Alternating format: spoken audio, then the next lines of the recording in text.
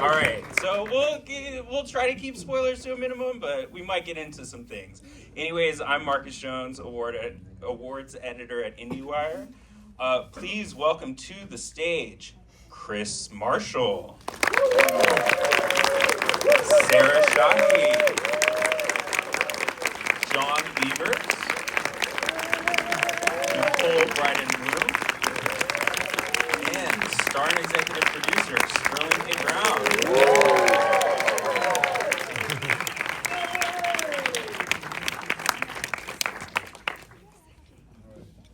Hi guys. Sorry, I got to take care of my gimp foot. Yeah, I'm all good. It's all good. So we've got a good mix of people, so we can get into some things, maybe not everything, but I just want to start square one. Where we starting? Sterling, Yes. You had what I imagine was a great experience with This Is Us. You come on this. It was solid. You are an executive producer, and hearing you talk about it, finding the people you are surrounding, you and Dan are surrounding yourself with, was super important. So how did you kind of take that experience and know what to look for in creating this acting He's ready. ensemble? What's kind of the key element all these people have that makes it so easy to work with them, presumably? They're wonderful. I think whenever talent matches the quality of the human being, you have a wonderful person that you want to spend 12 to 14 hours with a day. So all of these people are exceptionally talented human beings, but their humanity probably supersedes their talent. If you get that, then you have a harmonious environment that you're excited to show up to every day, and you don't have to endure. You're excited. That's big. It's true. It takes one to know one, boss. I was gonna say I'm gonna make a black man blush here because he sets the tone for that environment.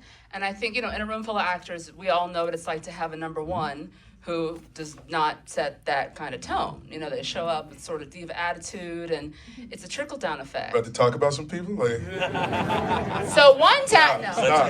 Stop. No, and Sterling does that, where he comes on set, and he's dapping up security, and he's saying good morning to people, and he's checking in with folks. And so everyone has these little touch points of feeling like, oh, this guy actually cares. And so he, both with his actions and his words, is setting an environment that feels diplomatic and that feels like we all really do count.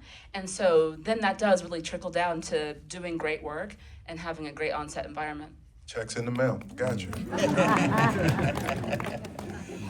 I think as we see the show, Xavier is kind of the one person where we're not, he's the one unraveling the mystery, but all you guys as characters are just kind of full of secrets. And so I wonder, is it almost compartmentalized to where it feels like two different characters, who you're presenting and who your character actually is? It's a good question. Or did you go in sort of knowing your full arc and have to play with the sort of dueling sides of who you're presenting and who everyone actually is? I guess, Nicole, I can start with you. That's fair. I knew halfway through the audition process what Jane does to Billy. You guys know, yeah? Hopefully. She swears she didn't want to. Yeah. So that was really fun and interesting to get to play both sides. But I didn't know, where the end of the season was going. And so that was a surprise to me. And so I think some of it is kind of discovery when the writers send you the script and you're like, oh my God, what is wrong with Jane? But no, it was really, really very, very fun to explore. And I think I got sent the third script or something after I was cast. Yeah. And it was such a surreal moment because I don't know why they just ended up casting me after your name. And so I got this script and it was Xavier Collins, Sterling K. Brown, and then a few levels down was like Jane, Nicole Brydon, Bloom, and I was like, oh, I'm gonna screenshot this forever. So cool. But yeah, no, it was a really, really fun process. That's dope. Yeah, John, how about you? Because even Billy, like, when we first meet him, it's like, oh, this is a guy that we can really hang out with. And then as your arc goes on, it's like, oh no, like, how can we fix him? Get comfy. Get comfy. So the thing is that I feel like there was layers, player. Like there was a lot of what we knew plot-wise. Mm-hmm. Then there's, just trying to find out where we are on a timeline, because each day you're going, am I in a flashback of a flashback? Like how many, do I know what I think I know about? Yeah. So there's that whole part, right? And you're building and you're crafting this thing. But I think what's great about I think one of the aspects of why this show is great, and probably the biggest one, is Dan and his team. The writing is so rich that you're bringing in what you know about the character and what you're hiding, and you've got your secrets or whatever. But ultimately, what he does well is he's got this big high concept, right? But then underneath that, it's really just relationships.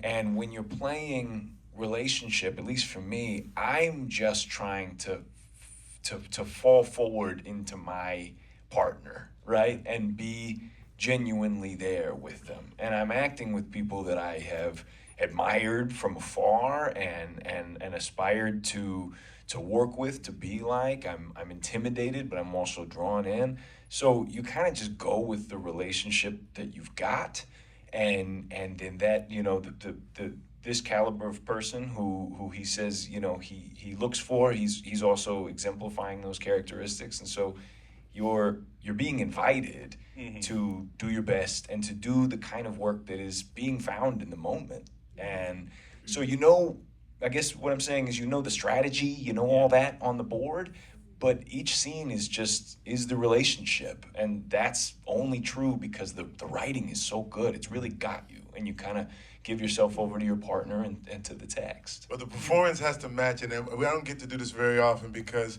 Beavers has moved on and he's doing other things. He's fancy now, right? So just in front of a crowd, can we just acknowledge that this dude, he stuck his foot in this shit. Like you really, really did. You killed it. Thank You're one of my favorite people. And then you saw in the teaser, we get a little taste. In season 2 as well, so it's nice. Thank you, my guy. It's an honor to be part of this. Yeah, I've heard you say before, if you've seen a Dan Fogelman show. Oh yeah, nobody dies. Yeah. You know what I'm saying? You can die and still be there for the whole season. I know. You know what I'm saying? Like, it's all good. There's a weird amount of security. Yeah. Sarah, I find your character so fascinating because I wonder if you had a sense going in, like, it's still unclear the amount of power she has, what kind of the allegiance That shower was shady. That shower, he's a married man. His wife been going for 3 years. They didn't know. It's all confusing. We're trying to figure it out. Yeah, when I first got the role, it was an audition, in which case I did a chemistry read with Sterling on the day that his Oscar nomination came out.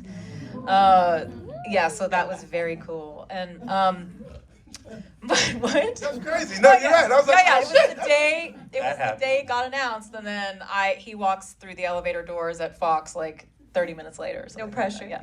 Right. And I'm interested. When I look at a character, I'm breaking something down. What's fascinating to me is what I don't know, and to be able to look at something.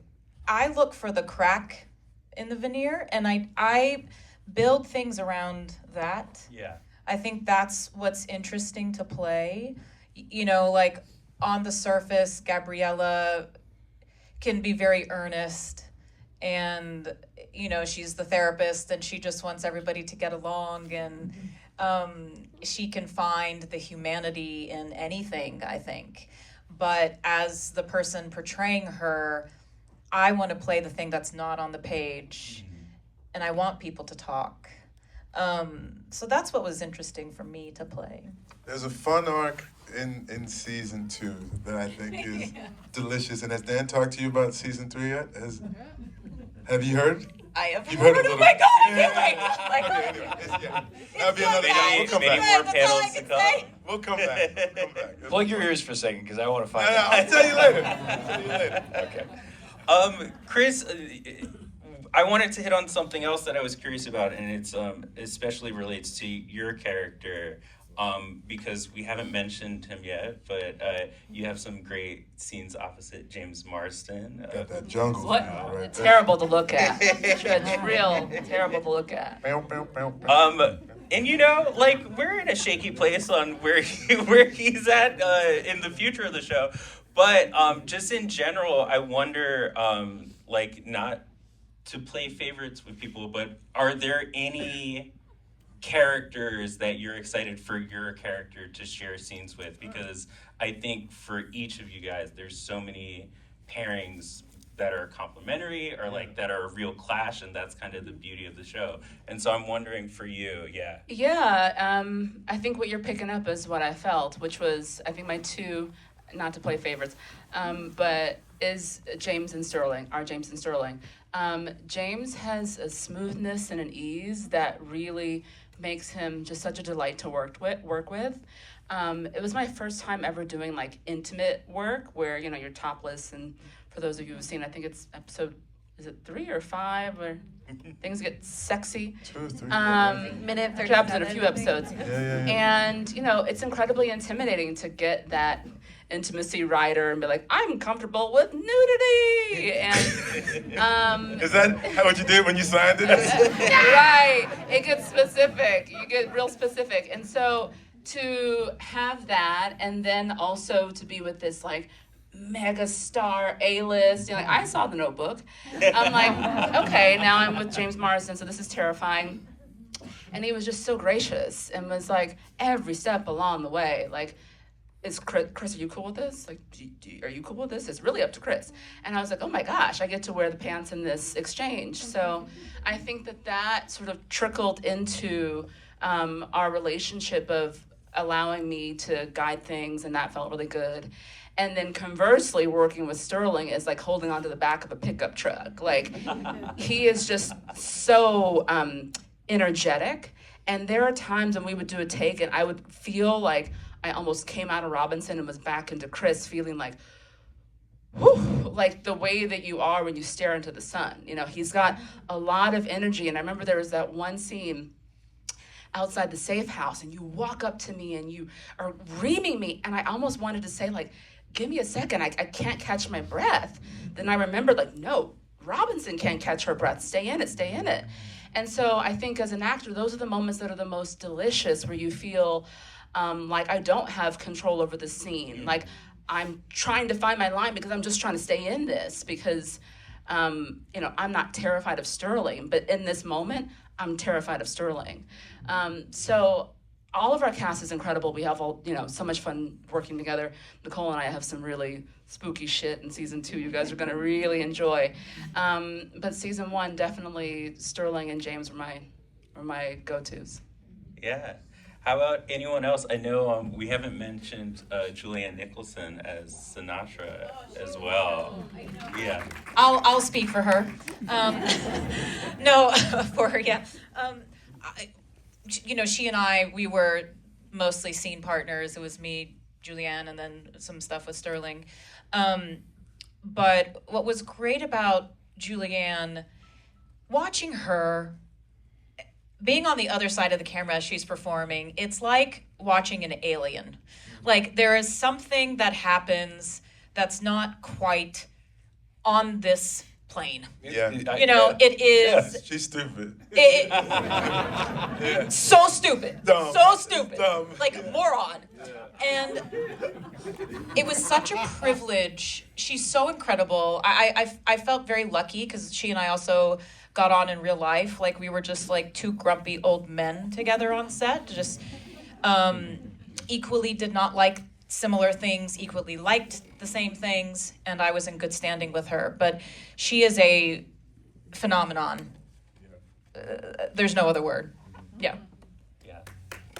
No, give it up for It's Julian. for real.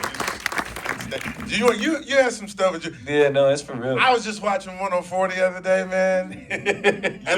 You don't have enough to do right now. Nicole and I were watching it together in New York, and just the scene between the two of you at the end of that episode. Whoo! Yeah, Julian's man. smirk when you like say something about your she says, something about her son, and you kind of like blow her off, and then you just see like a flicker in her eye, and we were like, Yeah. that was the moment Yeah, that she decided. that was the moment I died. That was the moment. Yeah. Yeah, no, she's that scene. You guys know the scene we're talking about where I try to tell her off, and it's unclear how well that went. I think it's clear later. Yeah. She's such, when you guys meet Julia, man, she's such an unassuming, like, beast. You Lovely, know? yeah. It really is just very grounded energy, so open. And the transition between her being with you and then her beginning to work is so seamless that, like, I oftentimes would feel, I don't know if you ever felt like this, like, does she know we're doing it now? You know what I mean? Like, I was like, she knows we're doing it, right? And it's the same effortless energy. And then all of a sudden, the way she goes like this and looks at you, and you're like, oh my God, I'm in danger. You know what I mean? And I don't know when that started. And it's really spooky, man. It's a trip. The other thing that's really cool about her, and because I have watched her so much now on the other side of the camera, is if something is written and she's supposed to get angry or upset or whatever emotion you would think would be one of the top choices to play, she'll do something different. She'll put in a smile. She'll go quieter. She'll, she changes. She does not do what would be expected. Yeah. And I think as an actor and watching her, I've learned so much from her. And, challenge myself to do that too. There's that great Mike Nichols cheat sheet where you look at, he said, you look at a scene and you can break it down in one of these ways. Every scene is either a confrontation, a negotiation, or a seduction. And sometimes when you watch her again, it's like she'll take something that could be a confrontation and almost turn it into something that might seem like a negotiation. And you're scared shitless. Like, it's brilliant. Yeah. As we're getting ready to wrap, I mean, what are you allowed to share about season 2? We've been hearing little nuggets. Man, like, whenever you do a Fogelman show, it's a lesson in not telling y'all nothing by trying to tell y'all something at the same time. Has anybody seen the teaser for, like, the season that's coming? All right, okay. Clap, clap, snap, snap. There is, we will explore what life is like outside of the bunker. Like, because people survived, not everybody, but some people, pockets of people who did not have the planning and the infrastructure and the resources that the bunker had, figured out a way to make a way out of no way. And Shailene Woodley's character is one of those people that we will encounter. And there are good people, there are not so good people that we see outside of the bunker, but also, like, the bunker's still on and popping. like shit in the bunker is crazy. It's crazy, man. It's so good, right? And then there's this thing that happens where, like, worlds collide. Oh, no. And, like, the outside of the bunker comes in contact with the bunker. Shit is insane. It's insane. Like, I think it's a really strong season of television. I like it. And while we answer questions, right, from season 1, like, there's questions like, do I find my wife? Do I not find my wife? Right. Stay tuned. February 23rd is coming at you. Bam, bam, bam. Right? But then there'll be new questions that get posed to you. Because in the teaser, there's a line that Sinatra says. Who knows what the line is? It was never just about the bunker. Come on now, in stereo right there. That right there, That's that shit you're gonna be talking about in the season. Like, And your man is really good at this. I mean, he gets to do his thing. We've seen him do his thing in the suit. We even saw him put on the, he got in the black t-shirt and let the guns out and everything. But I'm talking about like in the apocalypse. You saw him trying to climb out of the plane. Like he's gonna go there. And I don't think we've seen the last nomination. By the way, Golden Globe, I think is the last one to come out. Okay. By the way, if you guys want to put a little round of applause. I don't think we've seen the last nomination off of the Xavier Collins portrayal. I'm just saying it. check is in the mail, big man. Well, thank you guys, and thank you guys for being here. You're in for a treat. You're gonna see 107 in a theater, and it's like a next level experience watching this show. But yeah, please tell everyone about Paradise, and thank you guys. Thank you, Mark. Thank you. Everybody. Enjoy.